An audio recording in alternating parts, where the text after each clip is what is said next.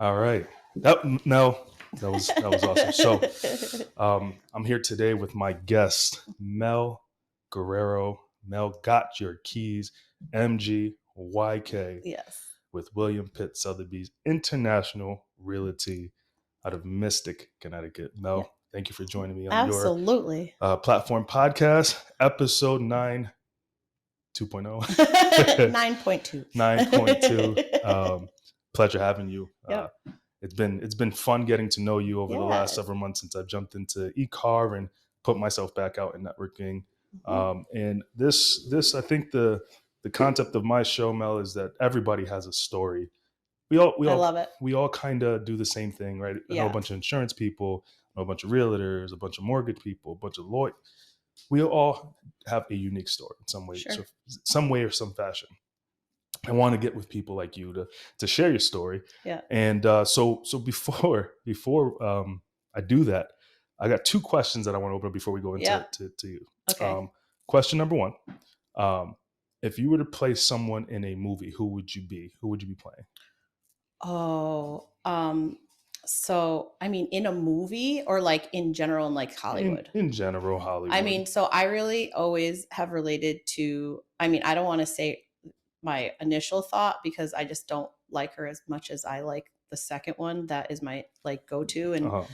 but that would be, I think, and I have to, I'm going to murder her last name, but it's Nicole Schwenziger Oh, from the Pussycat Dolls. the Scherzinger. Yes. Scherzinger, Yes. yeah, She's, I've just related to her over the years, just yeah, with her fun music and stuff. And, you know, when I grow up, I want to be famous. I want to yeah, be a star. I want to yeah, be in movies. yeah. I don't, you know, I don't necessarily want to go that famous, but Uh-huh. I'll take my brand to the level it needs to go to Yeah, for sure. she was on. I don't know if you watched it. This was probably 2011. Uh-huh. There was a show called The Sing Off. I think so. No, I know she's been part of like like those types of shows, like The Yeah, Voice and yeah, Sing Off and yeah. stuff. That's Yeah, that's for my sure. my memory of her. Yeah. Obviously, I've heard of Pussycat Dolls and Hmm. whatnot, but the show. If I go back to clips, I like acapella music a lot, Yeah. and I think back to Boys to Men. Yeah. They did In the Still of the Night. I think it was Hmm. Boys to Men that did In the Still of the Night. Could be wrong about that. Is that maybe? Do you know what song I'm talking I think so. It about? was like in the still. It's probably like an I, old Motown song. no, I know I can hear it, but I can't get it. Yeah, I'm not going to sing because I don't have a it's great okay. singing But do you voice. know the words? Yeah. Say it. Tell the words. In the Still of the Night, I remember and up above. I hope and I pray to No, see, keep. this is when we need like those clips in. Like Yeah. you're like this song, and I'm like, Yeah. oh uh, so the songs that they I mean, these are some of the most creative people. I think Pentatonics was on the show. I think they actually might have won. yeah, yeah, You know the yeah. Pentatonics, I right? do. Yeah, Straight no chaser type kind of yeah. Sure, music, and sure. I love acapella music. Yeah. So my question to you is, when did you start singing? Because you killed it, national anthem. I was ready to salute. Stand up. I'm telling you right now, I was ready to put that flat American flag up there and salute. We should have done that. We should What a have good done that. idea. But you have a beautiful voice. Thanks. When did you start singing? When did you really know that? So I've always sang, but I remember when I was in high school and middle school, people were like, "You don't sing right," and I mean that's probably because I was young. And I mean, oh, you're always in like I don't know, middle school sucked. Like I don't know if it was a great time for you, but I think it's just such a formidable like the years in your life when you are like going from kid to preteen, and it just a lot's going on with your life, your body, like your mind. I think they say your brain shifts and doesn't change into a normal brain for like 5 or 6 years, like until you're out of adolescence. And so I've always been loud. I think my dad, when my sister tells a story, and I don't know how much of it's true anymore because I repeat these stories and they're just like, that's not how it happened. But there was when I was born, my mom, I was the third child to my siblings, to the family. I was definitely an oops baby. I was born 15 and 13 years later than my brother and sister. So I like automatically, I think I already got that, like, she's the celebrity of the family. Like, cause everybody was like, it's the baby. She's awesome. She like, I would cry and get anything I wanted. Like, Right. it was great. I look back on it now and wish I had taken more advantage of it.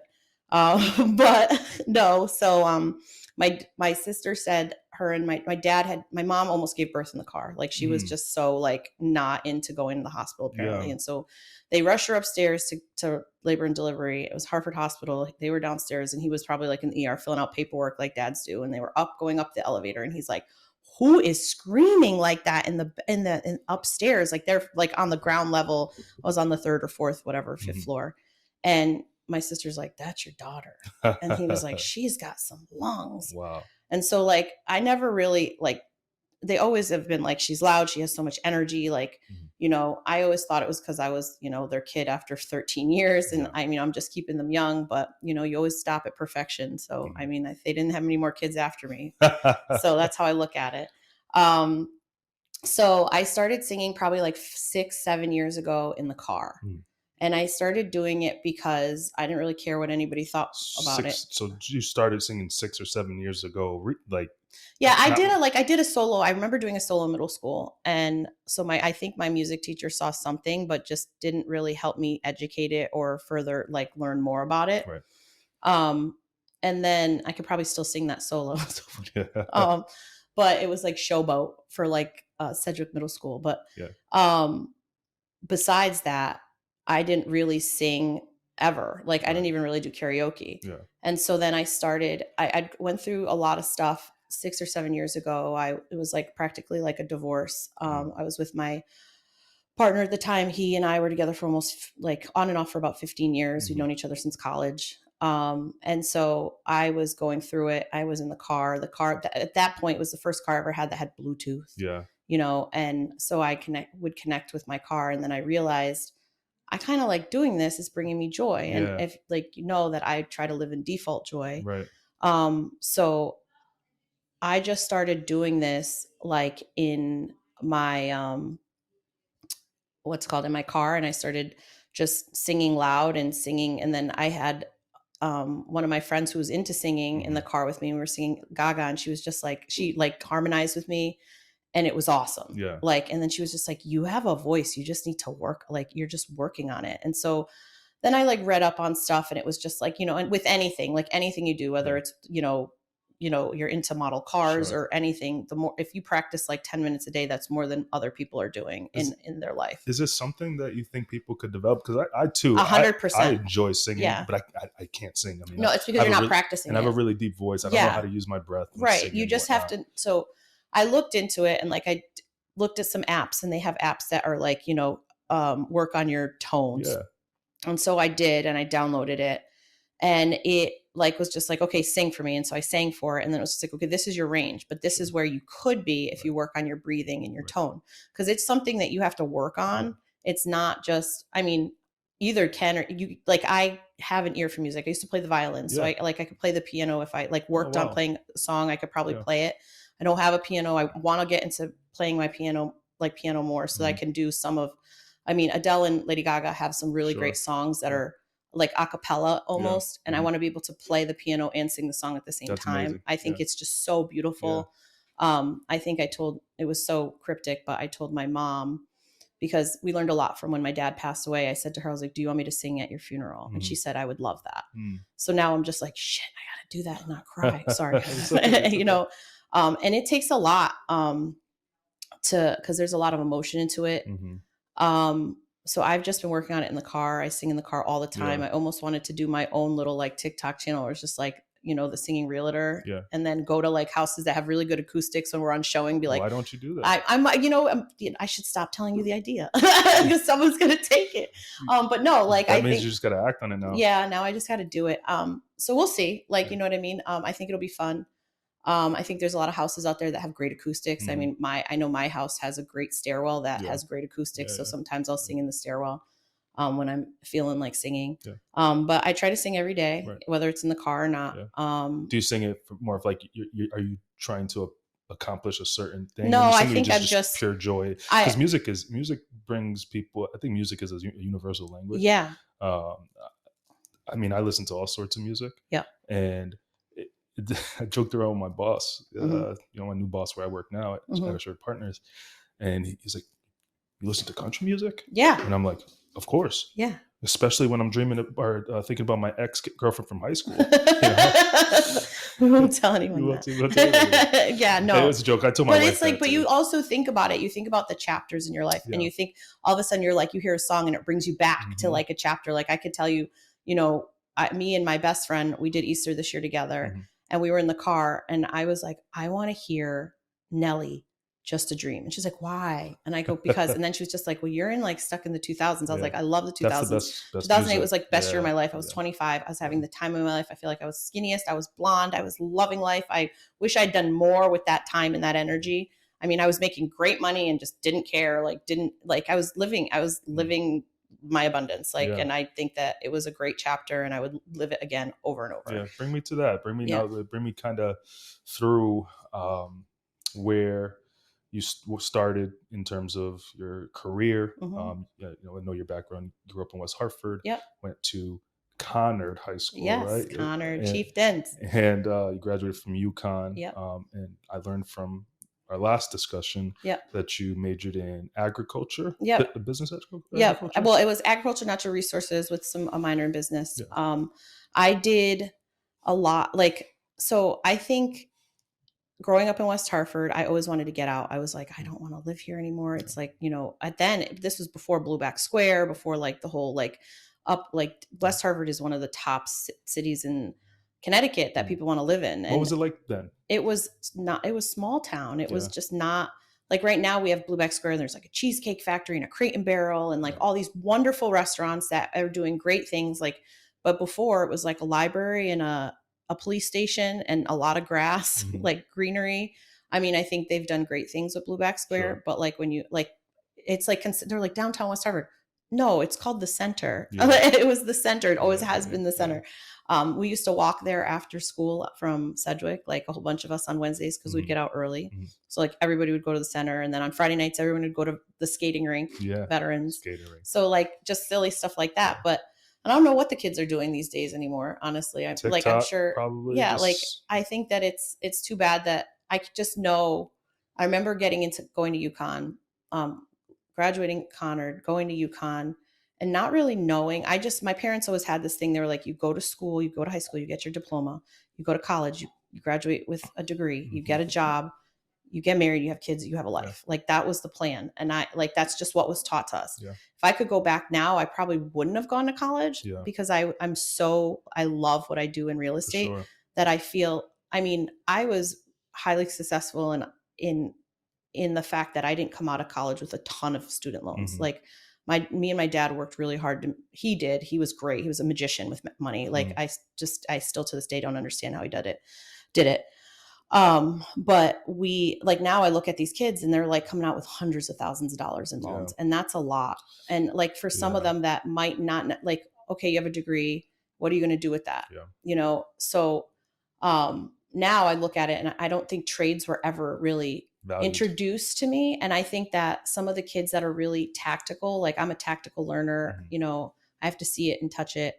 I was more of an applied mathematics person, not like algebra gives me the creeps, like the whole nine. I don't know how I'm gonna help my kids someday to learn how to, I'm gonna get them a tutor. Like ChatGPT. Yeah. Well, that's true. Like that's such a great source, but so, so I went to college. It wasn't the easiest road. It wasn't, I didn't really know what I wanted to do, where I wanted to be. I'm so grateful for my counselor, Leo Latchett at UConn. He's still there. We talk all the time, randomly he'll call me. He'll be like, so what do you want to talk about now? Yeah. Or whatever. But, it wasn't the easiest. I was the first generation. I was in the CAP program, which is, the, Center for Academic Programs. So I was a first generation college student. My parents hadn't gone to college. I was lucky to get, and UConn now is so hard to get into. So I'm like, thanks guys for making it awesome. It's like, it's a big deal. I loved college. I think I learned a lot about myself. I definitely learned about Carriage House and, spring weekend and the whole times. And, there was a dual championship while I was there. Yeah. So, and this was after like the whole Rebecca Lobo, the Wonderful Five or whatever they call them. And when this was their run, right? This was after. So they were 95. I was there between 2001 and 6. Gotcha. So, So I saw like the Diana Taurasi. Oh, okay. Yeah. Yeah, that group. Did you go to a lot of games? We went to games, but we saw them on campus a lot. Yeah, I yeah. mean, I saw Mecca Okafor all the time in the Yeah. finance department. He was such a great student. Uh, Very humble and kind. And I saw them around a lot. We did a lot of stuff. Mhm. Like it was cool. It was a great experience. But it was, again, you look at, it's like West Hartford, you know. Right. UConn, when I was there, had a store 24, and the CVS was literally 2 miles away. So we did not have a grocery store. We did not have these restaurants. They have like a little mini stores downtown now. They have sneaker stores. They have a Price Chopper. They have like I go there all the time when I drive through there for stuff. As a Narragansett Wraps. Like they have a CVS. They have all this stuff that is just so awesome for like their students. Like they don't have to leave campus for nothing, like anything. We didn't have that experience. We were pre-Uber. We were taxis cost too much money. Like they had like a van service on campus that we could maybe get them to go to CVS. Yeah. And the Big Y was in Tolland. So that was like 3 intersections down 195. Wow. So that was almost near the highway. Wow. So, and then there was Willimantic. So there was that, at that point, there was the thing that I think was our saving grace was 24-hour Walmart in Wyndham. That was great. So getting through college was, now is like I swear they have so much stuff, like there at that campus. It's amazing. Are you a little bit jealous? I'm 100% jealous. I texted Leo the last time I was on campus. I was like, you want to get a coffee? I'm here. I was at a listing appointment in town. And he was like, I have a meeting. And I go, I think these kids don't know what they have. He was just like, they have way too much. Why did you give them this much? Yeah. Like, they're not going to know how to, figure out how to get someone to drive them to, Walmart's not even 24 hours anymore, which I don't even know. That's just crazy, but that's blasphemy. It's horrible. But just that stuff. Yeah.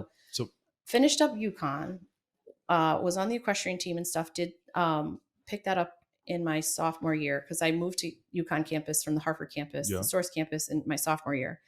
So I was there, I was on the equestrian team. I did a lot of stuff in the horse barn. It wasn't something that we ever could afford as a family. So like when I was there, I was just like, I can do this. Yeah. And met John Bennett. He probably changed my life completely, taught me how that it's okay to get sawdust on your sweatpants and your sneakers and whatever you're wearing. And really taught me about, common sense and definitely just how to multitask and also how to take care of these really large animals and to be a force to be reckoned with, essentially. Right.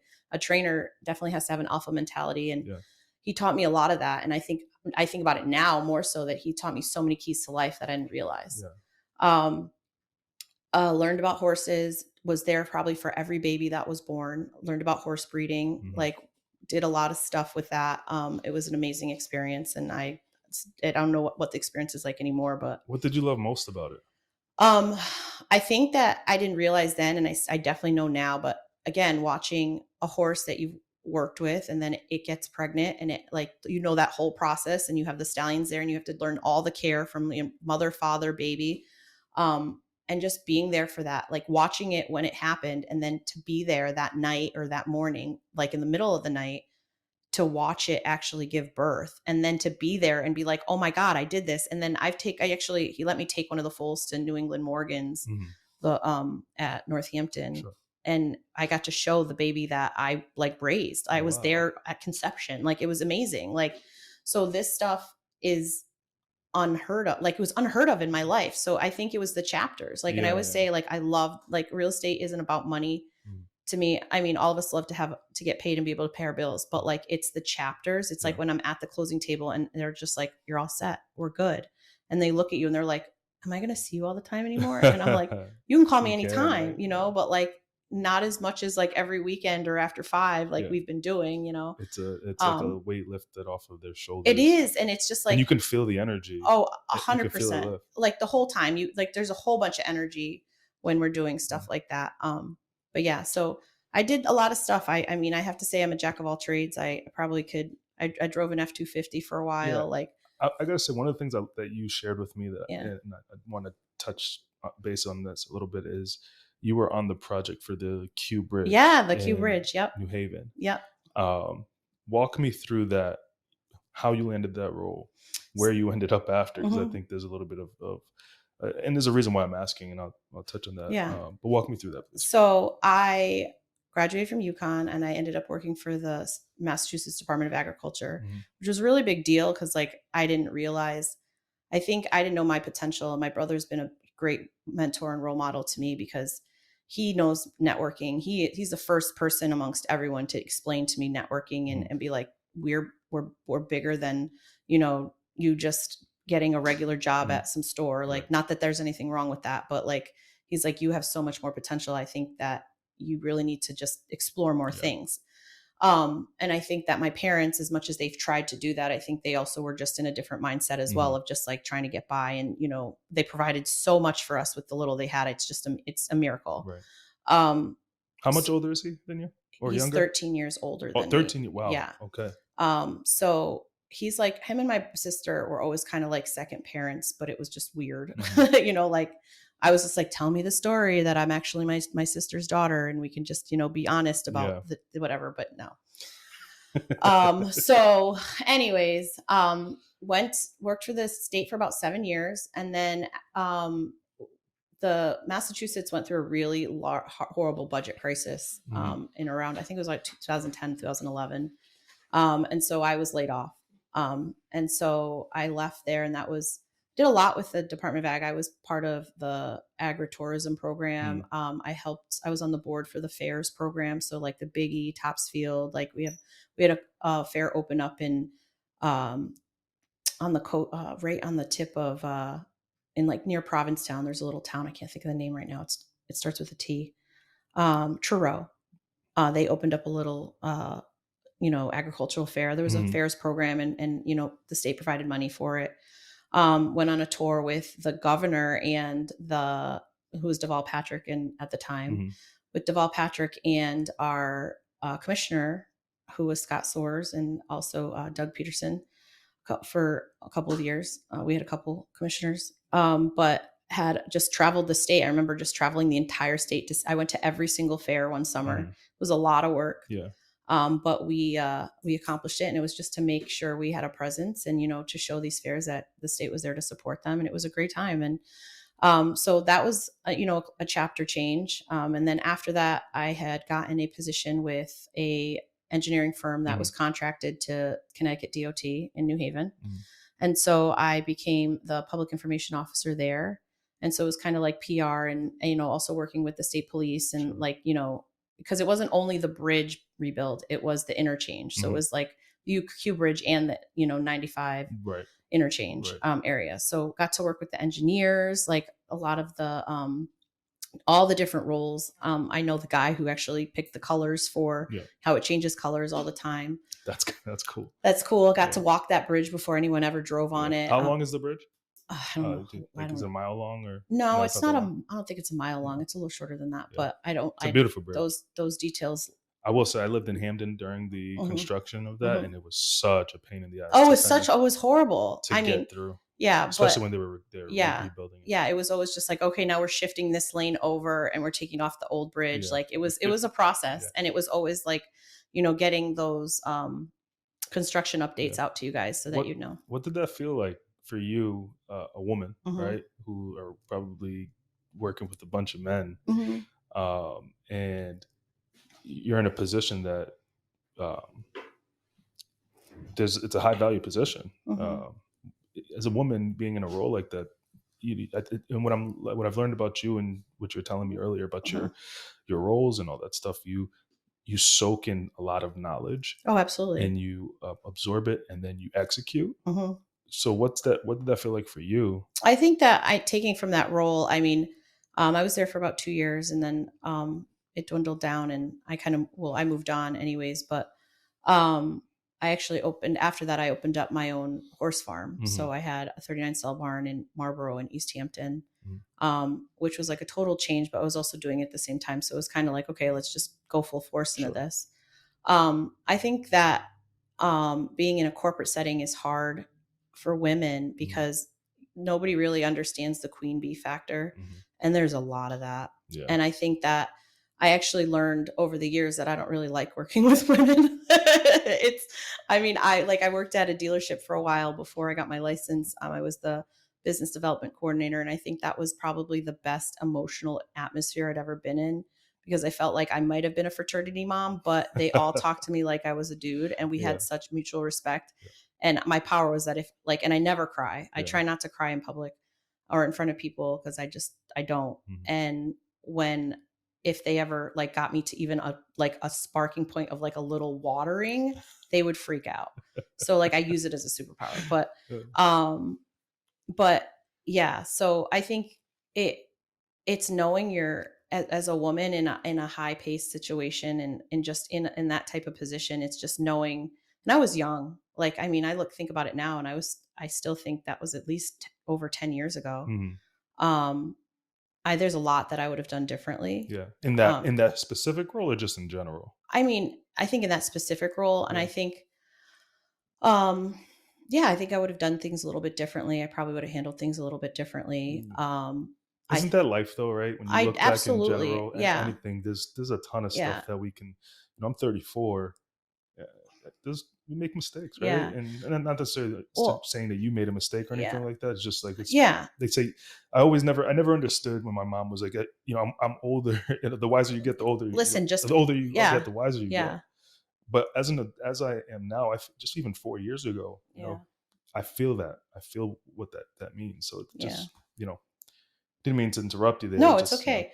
No, I think that I think I've learned a lot from like just the state and from even the Q bridge and then even just going into my own business. Like I think it prepared me to um to where I am mhm, now. I mean, I think I'm more of I focus on energy and yeah, like peace of mind yeah, and really just liking what I'm doing because yeah, I have the control of being like I can't work with you or yeah, like yeah, let me refer you to somebody. I don't want to ruin our friendship yeah, or like I'm so busy I need to refer you to yeah, somebody. I think that relationships are important, and I think that in all of that process, and I tell some like I tell some of the people I network with too that like some of the younger, they're not young, they're younger, they're in their 20s, so right. like they're starting businesses, and I definitely had a business in Mhm, my 20s, and it was hard because you don't realize, and as much as like a lot of people don't acknowledge it, everyone loves you until you become their competition. yeah. It is true. Like, and so you just got to keep that in your back of your mind. I've learned how to deal with it in a different way now. Like, it's just kind of like, okay, It's you know, interesting that you say that. yeah. That's But it's hard, like in talking with, younger colleagues, and they're just like, well, I don't want to change this. And I'm like, I don't want to change things either, but you also have to know that there is the good old boys and there's the good old, like the good old girls. And like, there is a way of conducting things that mhm, people are never like, they might need a change, yeah. like we need to push those boundaries, but there's like certain platforms for that. Mhm, And it's like, are we going to try to make a change that's going to be good in 20 years, or do you want to figure it out now? So I think I've learned the power of the pause. I've learned the power of no, like ridiculous this year, like mm, saying no has so much power. I think I did it to you the other day and I didn't even mean to, when you were like, is this what you mean about the 5Ds? And I said no, and you were like, oh yeah. and I was like, no, and I was like, no, no, no, it's not like that's not what I mean. Straight up, like, Like I was like, no. I was like ready to just melt down. I'm like, oh You're god, like, I I don't was think she's gonna nervous. do this anymore. Right? No, She's not going to record no, with because me. I like sound like some an like at idiot. least like my thing is like I get so many text messages and so many phone calls all the time that I'll just like I try to respond, but then I'm like, oh no, I didn't. I just said no and then didn't say anything. And so Yeah, he's probably like, oh no, what did I like, whatever. So, yeah. um, So let's talk about those. The 5 Ds of your sphere. yeah, In again, my further research after yeah, sitting down and getting denied on what I thought it was, yeah, I came up and understood that actually I called you and you said, all right, the 5 Ds. So diapers, debt, diamonds, divorce, and death. And then yep. you threw in a sixth and seventh, Well, dogs, 6 is definitely dogs, and then you gave dogs, me, and you're like, oh, diplomas, and diplomas. And these are life changing events sure, that you kind of in your sphere, you mm-hmm, have these connections mm-hmm, that can help you help these people that are in those scenarios, whether they mm-hmm, got a dog, whether they got a divorce, mm-hmm, whether they graduated college, now they have debt, mortgage debt, whatever the case might be. mm-hmm. You've built that network around you. Elaborate for me those 5 Ds and how it's got you to where you've been, because you've been in the industry for 3 years now. Yeah, Three, solid three. solid 3 years. If I can remember, you were a part of a $1 million club in real estate, right? Is that right? It's a $1 Uh, million. That's something I thought I saw, but I might have been. I mean, I no. am a multi-million-dollar agent. Yes, that's what you had said to me. Yeah, Sorry. and I have yearly been awarded for my Yeah. production. Awesome. But so I think that coming out the gate as an agent and being born into real estate, as you know, I have probably two women that were very strong in that sense of helping me like figure that out. Uh, and both of them, one's a real estate attorney, the other one's another agent who I worked with for a while with EXP. Um, they both just showed me networking like in a different light. And like when you come out with your license, like you are, what is it? Like Your bushy tailed, yeah, doe-eyed and your doe-eyed. And dopamine levels are so yeah, high. like you're so excited about it. And, you know, but I question a lot of that because some people are just like, oh, I just can't wait to make commissions. And I'm like, it's just not always about the commission. Yeah. And it's not. So like, I saw this 5Ds thing on, I think it was an Instagram or TikTok, and I can't find it again. So if anyone knows where it is, please, you know, send me the link. Yeah. It was a woman saying, you know, do you know what the 5Ds are? And I have to be very clear in saying that when you're doing leads and stuff, like if you're just going after, like if I call you up and be like, hey, Paul, how are you? Great. Can I sell your house? What? How do you even know I have a house? Like, Right. it's not about the sale. Like you can't, like you have to go into this with an abundance mindset. You have to go into this without scarcity. You have to know that this is about relationships and not like referral. Like it's about relationships and referrals, but it's not about that instant, like, oh my God, let me, you know, sell your house, or let me help you buy a house, or let me help you lease, or whatever it is. It's about the relationship. So I think a lot of the times it gets me in trouble when I'm like with my friends or family and they're like, what are you doing on your phone? Like, put your phone down. I've had trouble with it, is because I'm always constantly keeping an eye on my people. Like, how do they need me? Like, I'll see one of my friends like, hey, does anybody know, like, does anybody have a good plumber? Yep. Yeah. Oh my God, there's a leak in my roof. Like, you know, I'm sending them stuff. Oh my God. You know, I love when I see my people happy and like they're doing stuff they love. Like, oh my God, so-and-so is graduating. Okay, great. Did you know that there's a loan program that utilizes your college years as work history? Oh, wow. So now I can introduce you to a lender who knows that program, who will take those years. And actually, instead of you going out and getting a $2,000 rental, you can actually get a condo or a small house that might actually help you with your generational wealth versus. What kind of program is that? It's a program for college graduates. Oh, wow. That's cool. And so, it came out last year. Yeah. And we saw like, it's something that we kind of push after graduation, you know, like we'll start talking to college grads now.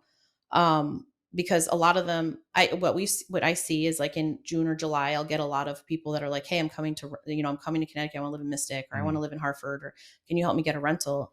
And you have great credit. And they're like, but I just started my job. I'm like, yeah, but you have 4 years of college experience, which this lender is going to utilize as income, which is amazing. I think that's a great program. I think that's fantastic. That's definitely helping somebody get out of whatever.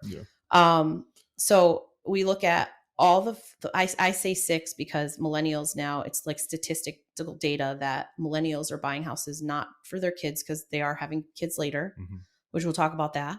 But they're doing it for their dogs. And I think we've also seen a huge change in dog food, like in the way people are feeding their dogs. And like people are questioning, like, I don't know what this blah, blah, blah is on the back. Like, I know what chicken is. I know what, you know, but I don't know what glycosamine blah, blah, blah is. You know, so people are questioning why is my dog going to live to 14 years? And why am I feeding it crap? And why is a human being, or some being, it might not be human, this canine, for every single meal is eating a processed diet. We don't eat processed food every single meal. No, we try not to. I mean, and when we do, like, obviously you see high blood pressure, you see, you know, obesity, you see all these things.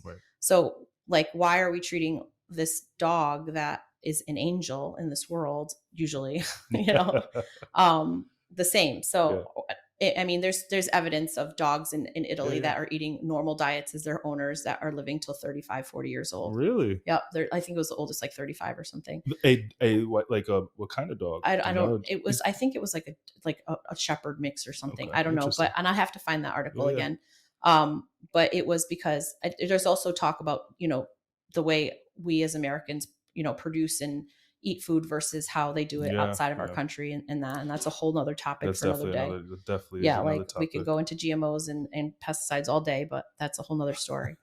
Going back to the 5Ds, Yeah, I always look at my people and they're like, oh, we're getting engaged. Oh, they got in a new yeah. relationship. Like there's always, those scenarios are Mm. always cause for real estate. Real estate can literally collaborate with anything in the world. I don't think there's anything I can't connect real estate to. You mentioned something that I think is interesting. I'd like to hear Mm-hmm. your input on. When you're with your family and Mm-hmm. you're at Thanksgiving or whatever, Mm-hmm. Easter, and or you just on a Saturday night hanging Mm-hmm. out and your phone goes off and you respond to it. Um, that's, I think, in my opinion, that's burning the candle on both ends of the stick, Mm-hmm. for sure. And I say that because I also struggle with that. Sure. It's a difficult task in what we do Mm-hmm. to separate time with family and time for business, because Mm-hmm. we take pride in our business in such a way that we want to be quick to respond to someone to let them Right. know, hey, I'm there for you. Mm-hmm. Talk to me about what you think is the balance, or what balance should be in place in this. Do you, for you, is this something that you're just, there's non-negotiables that you tell your family, hey, this is something this isn't going to be forever, this is Mm-hmm. just going to be an X amount of time, and then once I get to where I need to be, this is going to ease up? Or it's, maybe I need to take a step back, not only for myself and my health, for my family's health, and then, talk to me a little bit about what you think the balance is on that. So I think it makes it a little easier because I don't have kids. Yeah, And I'm not in a like marriage. So I don't have that like somebody I want it. I definitely sure. do. I would love for somebody to be like, hey, you need to stop. You need to chill out. You're tired. I don't think I have that person in my life. Mhm, I think that boundaries is something that I've been working on over the last couple of years mhm, because I've burned out multiple times. mhm, And that usually happens when I get sick. mhm, The first time it happened was in my first year of real estate, and I got COVID, and I mhm. was in the hospital for a month. Wow. Yeah, that was pretty bad. I was like very close to a ventilator. I got Are you COVID pneumonia. really? Yeah, Oh my it god. was bad. But I still did deals while I was in the hospital. And it was, I It's luckily I had amazing. agents that were, opening doors and stuff for Yeah, me. And yeah. I remember falling asleep writing a contract because it was just so like a lot. But my Wow. clients were so understanding. And we got through it. Um, and I think again that matters with the relationships you have and the people that you have in your like in your sphere and your Mhm, in just in your corner. Your village is important. But going back to boundaries, I've always struggled with it. I mhm, still struggle with it. mhm. It's come to the point where like I think I want to change it a little bit. Yeah. I've I have a huge social media presence. It's very hard. I've over the year I've made it so that my social media is more about work. Mhm. I have a separate social media that's completely private. To That's maybe why I can't find you. I no, you gotcha. can No, find I'm just me, messing. and I do like my Instagram is pretty like open. Like Sure. I'll put pictures of like Easter, but I think that in a general rule, I probably would never share my kids or my Yeah. marriage, Yeah. because that's something that I probably want to keep very for me. Yeah, Like I don't it's have a lot yeah. of privacy. I Right. don't.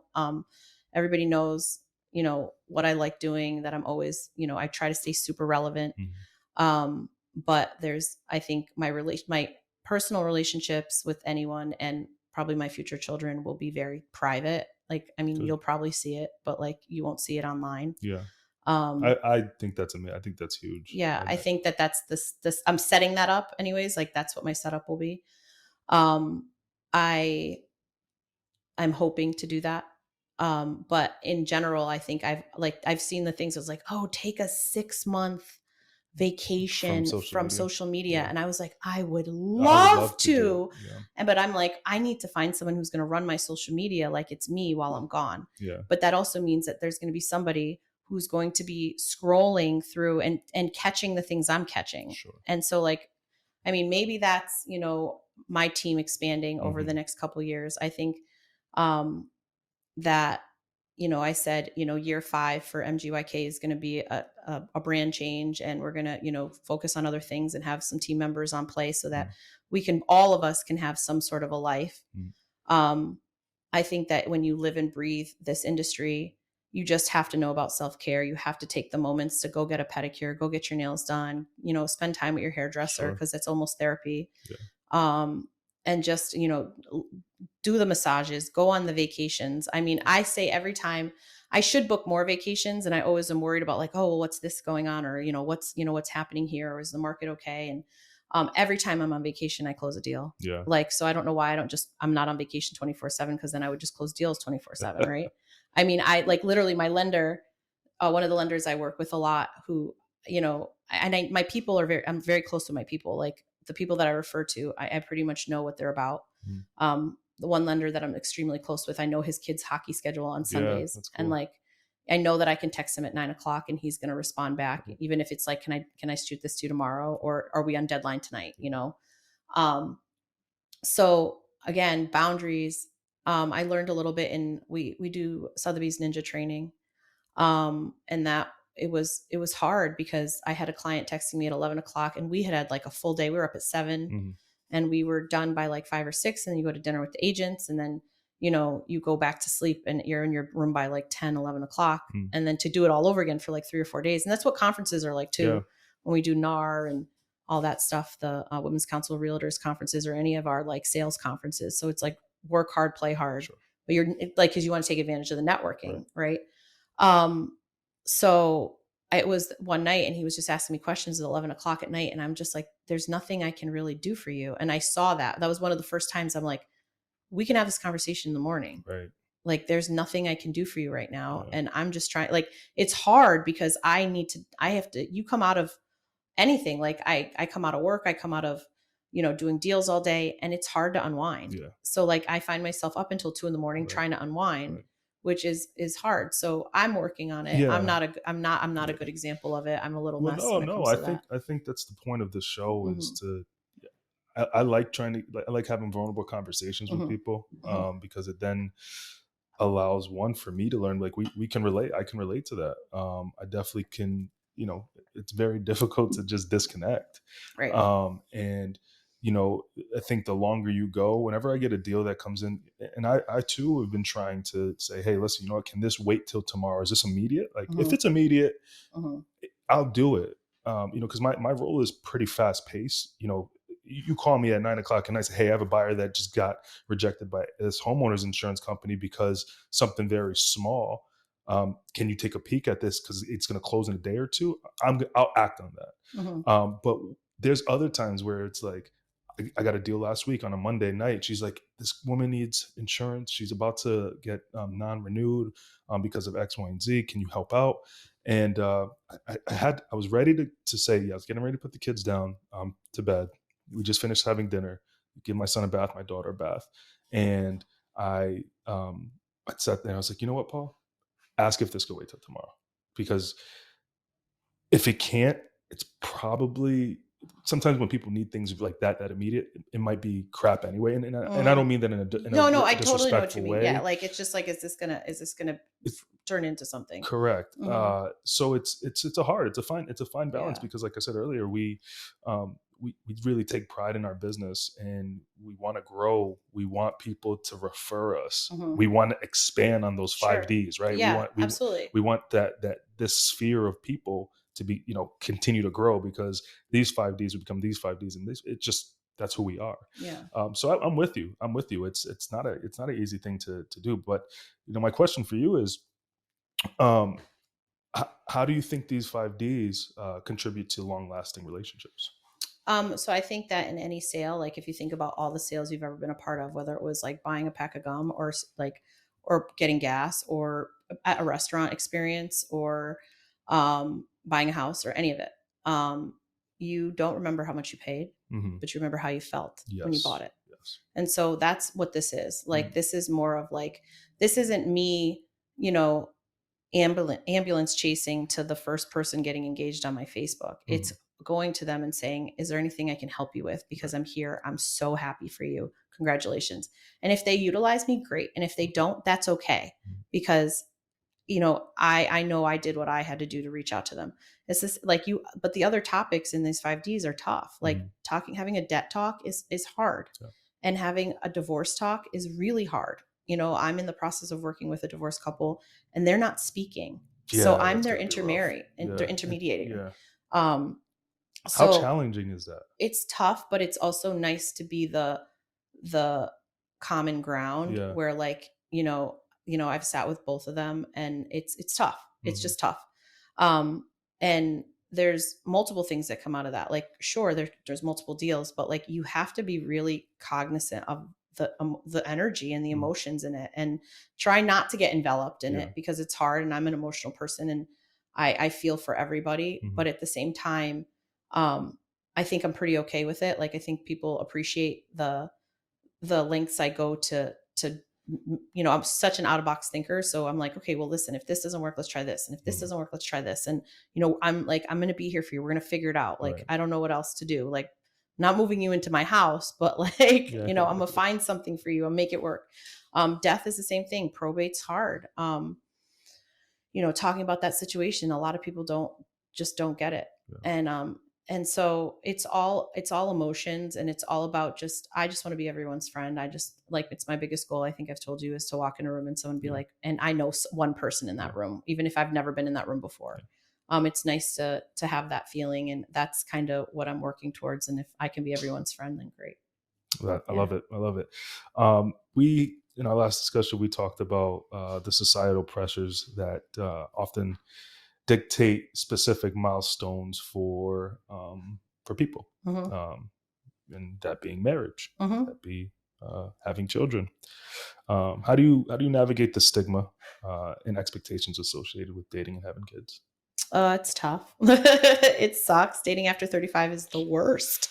I don't know. What's bad about it? Because I've been Um, in a time. well, here's the thing. It's not horrible. I mean, I think that what I've realized from it is that you have to really have a great relationship with yourself.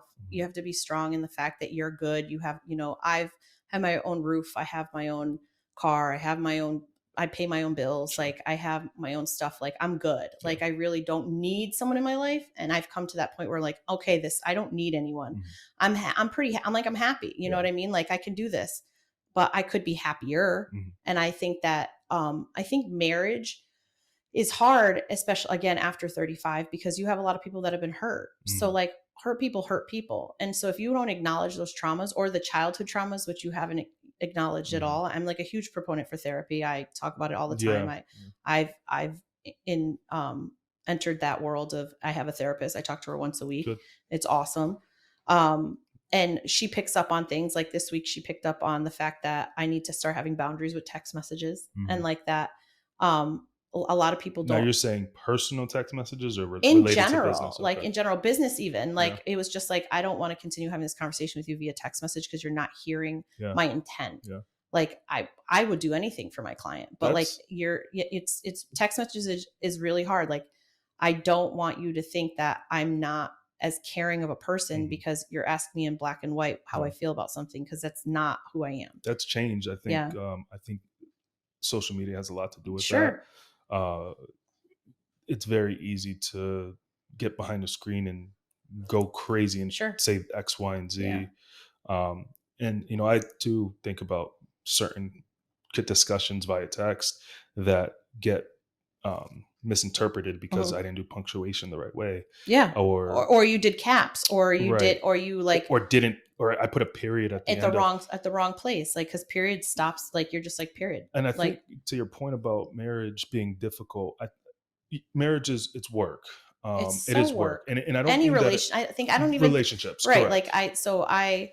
I had a conversation with one of my good friends and he was just like, marriage is just a piece of paper. And I was like, I Mhm. am so far from believing that. I No, it's go, not. I think that it's somebody who's witnessing. Yeah, To me, marriage is someone who's witnessing your existence with yeah, them, yes. like it's so much more than just a piece of It's paper. definitely more than and And it's different too because and again, sorry to no, interrupt, it's but I okay. love this kind of discussion Yeah. because it is different in the sense of I've been with my wife now. We're going on 11 years. That's awesome. We've been married for 5. Thank you. It'll be Yeah. 5. Yeah. Celebrate 5 years married here in July 13th, 2024. Just so we know, Mhm. I didn't forget. But we're still in 5 years, and what I've learned is marriage isn't about. It's not this tunnel vision way that you buy a house, you get married. Sorry, whatever. We get married, buy a house, have kids, and it just that's it. Yes, there's levels to it, but I think that you find out more about your other person, spouse, when you're married than before you get married, and that's just my Well, I opinion. think that's kind of like you never know someone until you live with them, and I Yeah, always say you don't really know anyone until you live with them or try to sell their house. Like yeah, that's just me, and that's my yeah. statement. But I think with the marriage question in general, I think it's a stigma. I think Mm, society's just like you need to get married and have kids mm, now, and I think our new generations are kind of realizing like no, I don't. yeah, Like I don't. And but they're also looking at statistical data. Like I right. just saw it like recently online. It was what 58% of marriages fail, Yeah, and then that's within the 20 first 2 years. right 50%, 58% of people of marriages fail, and then there's an additional 20% that are not that are staying in their Hmm. marriage, but they're failing their marriage Hmm. because they just are doing it for the kids. See, I So think, that's 78% of yeah, marriages that are yeah, failing. So this, I think it was probably a divorce attorney doing this, but yeah, he was just like, why would anybody do it? right. And I think that from my perspective, like I think I'm coming to a point, I'll be 41 this year.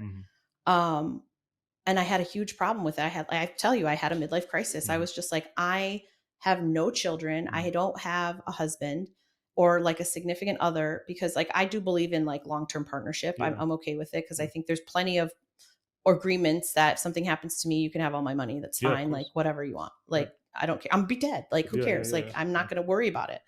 Um, but I think um like marriage is super hard, and I think like it's hard too because they're also saying statistically between the ages of 38 and 42, if you were somebody who got married early, Hmm.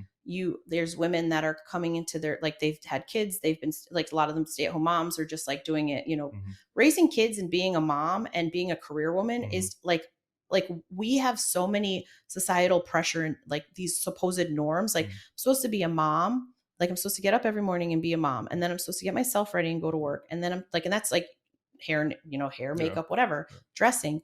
Then I'm supposed to be at work and then also be on call because God forbid, like my child gets sick at yeah, school. So then if they don't feel good, then they need to come home. So yeah. then I need to leave work, go pick up my kid, Mm, go do that. And then on top of it, come home and then be a wife right, because like my husband might be working too. right. I think it's really hard to have all those like pressures on a career woman. And I think as a boss of my own Mm, company, I tried like it's about giving grace. Like, and I sure. think that's the thing about marriage is that you need to give each other grace. Yeah. I'm not in a marriage. I was in a long-term relationship that was like one, and it was a learning experience and a half. I think that a lot of people do not come into like relationships happy. Hmm. I think that there's a lot of people that need to do more self work and Hmm. like fix the things beforehand. Hmm. I think after dating after 35, the problem is that you have a lot of people that are broken, Hmm. that have come out of broken situations or sad Yeah. situations or hard situations, and they haven't addressed them. They Yeah. just kind of want to get back into something so that they feel comfortable in Yeah. doing that. Um, so I I think. I think that in you're not going to find a perfect being Yeah. like, and if you do, God bless you, congratulations. Yeah. But Yeah. it's about like with my current situation, it's about giving, understanding the baggage Hmm. and understanding that things aren't perfect right this second, Yeah. but they're going to be, or they might not be. But Right. like, again, giving grace and Yeah. understanding that I'm not perfect, Hmm. you're not perfect, Yeah. and I'm going to have an off day as much as you are. And Yeah. so, how do we collaborate and make that great? I think that that's a great point. From my opinion and my experience, again being married, Mhm, I've learned to communicate, mhm. and I'm still learning to communicate. Yeah. And I think the reason why marriages fail is that there is a lack of communication of what is actually the end goal of this relationship. Mhm, And I don't mean the end goal in the way that, hey, let's date for 5 years and then see what happens. It's, mhm. hey, let's date and then let's get married. Online dating has taken away that Yeah. aspect. I think there's a hookup culture. I think there's people that, you know, automatically read into somebody. Like, I think I had one guy say to me, "Oh, it is so apparent that you want to get married and have kids like immediately." And I'm like, I don't necessarily think that's the case. I think that I'm very open about what I want. Yeah.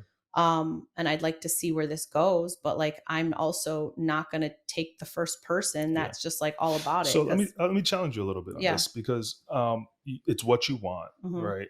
I guess I want to help me understand the actual stigma behind the dating behind 35 and having kids, and because if it is something that you want, and you want to get married, have kids. I don't necessarily think kids and marriage have to happen in a certain No, order. whatever. Yeah. Whatever. Okay. Whatever. Just to be Whatever. clear, I Yeah, think yeah, yeah. No, my mom whatever. probably is like rolling her eyes right now because she'll be like, well, Yeah. we're Catholic, Melissa. Yeah.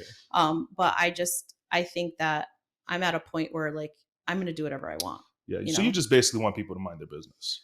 Sometimes, Yeah. yeah. I mean, it would be nice. I mean, like I said, I'm like, even with my family, I'm extremely private about who I'm seeing. I don't introduce anybody to anyone until I know that I want them around for a while. I don't think I've introduced anyone in the last 5 years. And it's a private situation. And I think that some of us need to have those, like we need our own stuff. Yeah. And while I'm happy to sit there when I'm an old married woman in 20 years and talk to you about how, like, I mean, I have, like, whenever I see a couple, like, whether, like, cause I'll be at the casino a lot or out and about and talking with my clients, and they're like, I've been married for 40 years.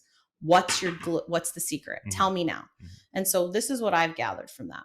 Okay. So I spoke with my best friend's mom, who was with her husband for over 40 years. I said, can you give me like a couple tips? Like, just so I can, keep them in mind. So she's like, number one, always have a king bed or a California king. She's like, trust me when I tell you, you guys are going to need your space, but you're not going to want to sleep separately. Right. She's like, plus you got to think about like the kids want to come sleep with you when they're not feeling well, or the dogs, or like, you have animals. So all of a sudden the entire animal, like your entire family is in one bed in the house. Doesn't matter how big your house is. Yeah. So she goes, always get the extra bed, like the biggest bed you can get. Yeah. She goes, secondly, I'm going to write that down. Yeah. Secondly, these are good. So, she said, make sure you always get 1.5 baths or 2 bathrooms. She's like, you got to have at least at least another half bath. She goes, because I don't know how many times I've been trying to get dressed in the morning and so-and-so's in the bathroom for too long. And like, I guess you guys find like some peace in your porcelain time.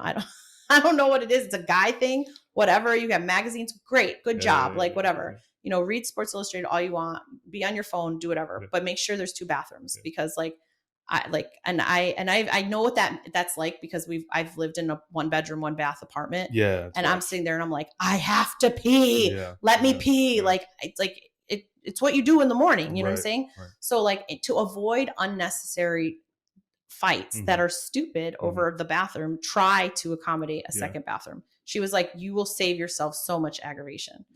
So it was that, and then the third one with her was a sitting room.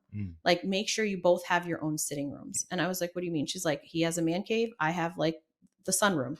And I go, what do you mean? And she's like, we both have TVs in there. He puts his stuff in his room. I put my stuff in my room area. Like she's like, I hang out in the living room. I love that. He has the den.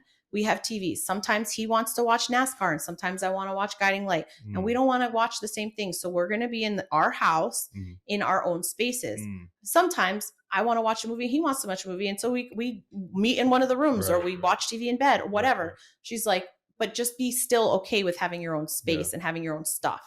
And I said, okay. And so those are the 3 things she said to me. And then I recently met 2 women at a couple, I'm sorry.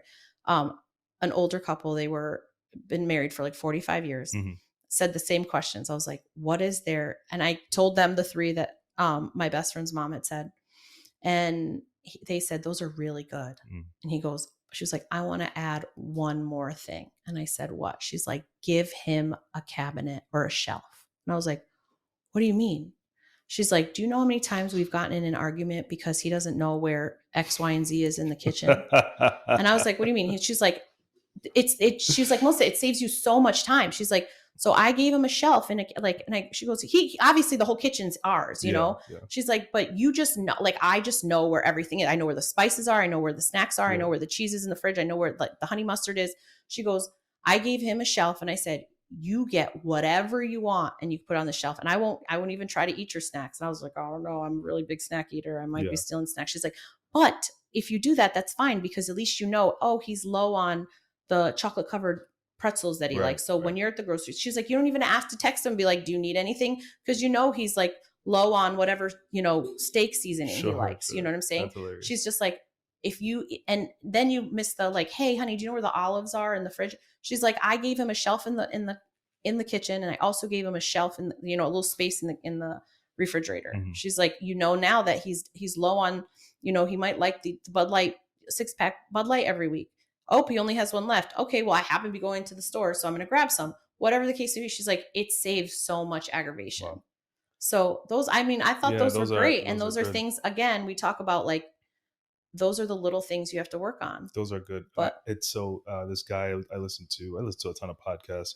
Mhm. The most recent one my buddy sent back to me. It's I don't know if you know who Ed Milet is. Mm-mm. So Ed Milet had Charles Duhigg. I don't know if you ever read the book The Power of Habit. Mhm. Um, sorry, not The Power of Habit. That's James Clear. Oh, that's Atomic Habits. Yeah, it might be The Power of Habit. Anyway, I think it's Power of Habit. And so he had him on, and they were talking about communication. Mhm. And this is actually some of the stuff that I've listened to this podcast like 3 or 4 times. It's a lot of good information. I definitely listen to the podcast I shared with you up to today. But he talks about kitchen sinking, and it's basically arguments that you have. And it's like, hey, we're having an argument about, you know, why did you say this way? And, or basically whatever the confrontation was. But then it leads to, well, you don't make any money or you don't do this. He basically centered it from a communication standpoint in how marriages could succeed is saying, all right, let's argue about what the actual issue is now, and we could talk about that other stuff tomorrow. And I think that we can add this to that list, because going back to your statistics of, 78% of people, that's a lot of people. Let's just call it 50% of marriages that Mhm. end in divorce. That's a lot of people. And I truly value marriage, and I value love. And, I don't think that I would be where I am today without my wife and having her as my partner Mhm. in how, we've grown together. We've fought a ton. We've done a lot of different things, but Mhm. we've also accomplished a lot of things. And I think Mhm. that if you can look through that kind of stuff, because people can walk away and be really upset with that. And I think it's those people who don't know how to communicate what's going on. One thing that she challenges me is the communication. She always is just like, I would not want to respond to something. She's like, no, we're talking about this right now. I'm like, can we Mhm. talk about this tomorrow? No, we're going to talk about this right now. Mhm. And it allows me to now not run away from future arguments or future discussions, or uh, think about what she's saying first, as opposed to just kind of jumping down her throat and making her feel like, hey, this is how I feel, so I think because how I feel, you should feel the same way. It just allows for more fluid and open Mhm. discussion. So I think we can add the communication piece I to think all of communication this. is so big, and I say this to my current partner all the time, is that I can't read your mind. I know I'm a lot of energy. I am Yeah. a lot, and but I also love the fact that he's kind of the yin to my yang, Mhm. where I'm like total opposite, like so introvert, like very quiet, doesn't like to talk a lot, Mhm. and I need that, Yeah. like, because I'm not that. Yeah. So like, and um, again, and it goes into what I say all the time with being on all the time, like during the day, even at night, is to be able to come home and not like literally, but like to be able to take my masculine pants off and Mhm. just be a feminine girl Yeah. is so nice. And Mhm. it's just like, okay, I can put my walls down. I can be a girl. I Mhm. can let you lead. Like, Yeah. you just, all of a sudden you're telling me where we're going to dinner, or Right. there's already Chinese food on the table. Like, great, like you're doing all this stuff, this is fantastic. Right. That's what I need. Right. You know what I mean? I need somebody who understands that I have a large voice. I Mhm. have a a a brand that is like, to me, is unstoppable Mhm. and is just going to get bigger, and Mhm. I'm just going to get bigger with my team. Mhm. And um those things, like, it's hard too, because there's been guys that I've dated that are just like, I don't feel comfortable with you at a networking event till Yeah. 10:30 at night. Yeah. So then come with me. Right. Or better yet, like, I have been so transparent. Like, I'm like, I can be anywhere. It doesn't matter what time of day or night, and you can show up and there's nothing I have to hide. There's Mhm. nothing I'm doing Yeah. at any point Right. that I like, and I say that all the time. I'm like, there's nothing about, you know, where I live or where I work or anything that I wouldn't be like, hey, this is so and so. Let me introduce Yeah. you to them. You know, because there's no hold back here. Though I'm extremely Yeah. loyal, and it's probably to a default to mine. Yeah. But that goes into with my Right. clients as well. Right. So Talk to me about your brand, right? We got mhm, here hashtag Mel got your keys. You mhm. know, that evolved in 2018, That evolved 19. around 2018, Yeah. 19. It started when I was in the car industry. Hmm. It was more so because I realized I wanted to be anytime someone needed a car, needed the car fixed, or needed a question about their car, they were going to call me. Hmm. And they did. Hmm. But then when I got into real estate, I was like, this is going to work for that too. Like, Right. and it's evolving now because it's more so not just only real estate. It's like, I mean, I'm telling you, I have to do a photo shoot soon of with a trench coat that has like all this stuff. Like, you know, Yeah. you have Yeah. your Yeah. guy Yeah. in New York City that's just like, Got, oh, you got everything. Yeah. you need this, you need shoe polish, you need this, whatever. Yeah. Like, they're always just like, I get phone calls like, you know what, Mel's gonna have the answer to Yeah. that, or Mel might know like how to deal with the situation. Yeah. And that's what I like. I want to be all everything Yeah. to everyone as much as I can be Right. without like affecting my health, my life, or whatever. But I was like, sick. it's the keys to your life. One of the funniest things, not the funniest things, but when we exchanged numbers when Mhm. I joined YPN because I Yeah. jumped on one of the committees, he was like, Yeah. "Hey, what's your number?" You have like this default text that goes out Yeah. unless you manually text it. I doubt you Yeah. manually texted, but it came in and it's like Mel got your keys at the end, and Yeah. then Melissa Guerrero. It says, thank you, Melissa Guerrero, and Pitt, Sotheby's, and Joshua Realty, Mr. Connecticut. Yeah, yeah. melgetyourkeys@gmail.com. Is Hashtag that ready. part of your strategy when you are looking to continue to build your brand, or how you built, So built that? the reason why I love Mel Got Your Keys, and it was at first, it was just like when I changed brands. I mean, I moved to William Pitt Sotheby's because of the brand. Like, they Hmm. have a fantastic luxury Hmm. brand. You know, if you see a Sotheby's sign on the front of your house, you know that house is something special. So Hmm. like, it's hard to, you know, some of my clients were like, oh my God, does this mean that, you know, you're not doing smaller listings or smaller buyers? I'm like, no, I do Hmm. everything. This just means that we're going to make this awesome. Yeah, yeah, You know, the Mel Got Your Keys brand, in a sense, was because I looked at it and I was just like, well, I might not be Melissa Guerrero forever, right, you know? And as an agent, it's really important to, you know, like, hey, okay, you know, let me call Mel. sure, But if I was to get married in the next couple years and I become, you know, whatever, um, you know, I might like, I don't believe in hyphenation. I don't. I yeah, think it's, yeah, and my last name's really long anyways. right, Guerrero is right, like a number of syllables. yeah, Um, 3, yeah, but it's more than two, like one, yeah, yeah. I'm know, the same. Yeah, you know, so, to be like, you know, to change into a wife hmm, and and to like, you know, and I always said, I was like, oh, I'm not changing my last name for yeah, just anyone. Jose yeah, Guerrero was the shit. So, right, right, right. um, and Is that so was that your that's my dad? Yeah, dad. yeah. Yeah. And so and, you know, I've always been about the Guerrero name and Hmm. putting it out there and whatever. We had Guerrero Question, like, um, and people know me as Melissa Guerrero, like, Hmm. and Mel. And I was just like, I need to come up with a brand that no matter what, any agent's gonna be able to find me. And so Mel Got Your Keys has stuck with so many agents. Like, I still have like the owner of our company. She'll like, I call her and she picks up the phone, and or one of the uh, co uh, executives, and she's like, Mel Got Your Yeah, Keys. Like, I'm sure I'm in her phone as Mel right, Got Your right, Keys and not Melissa Guerrero. right. What was the first time you used that hashtag?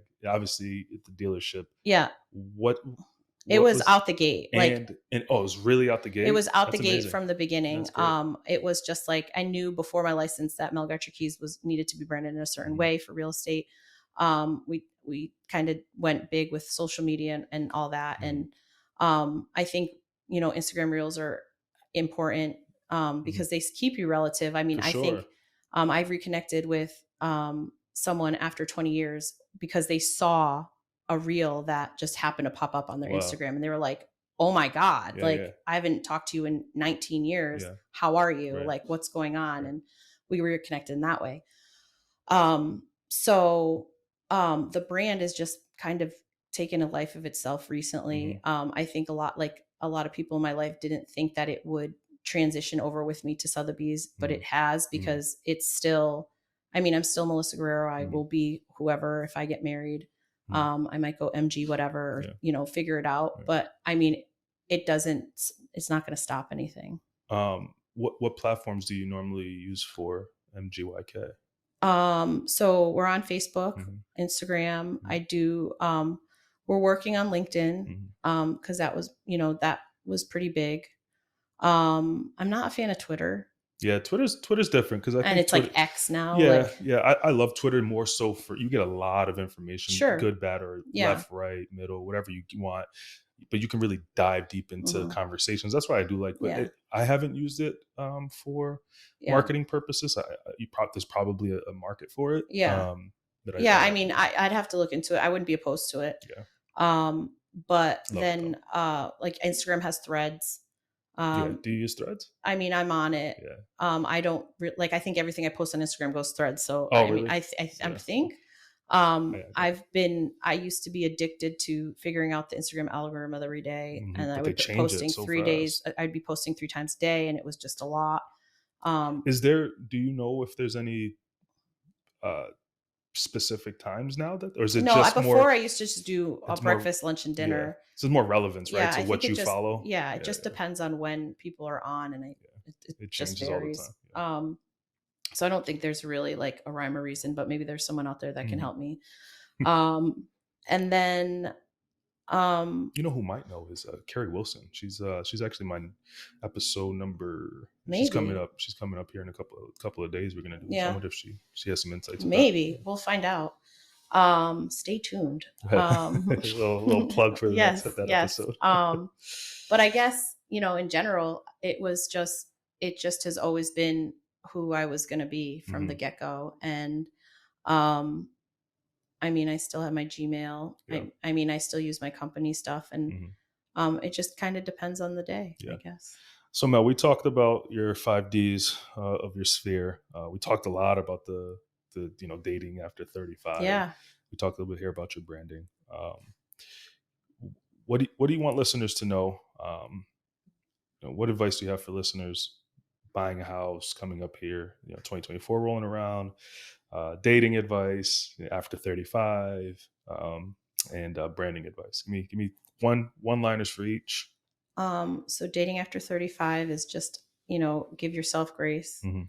be your authentic self. And Hmm. that goes into real estate as well. I think right now during these times, um, showing your value is extremely important.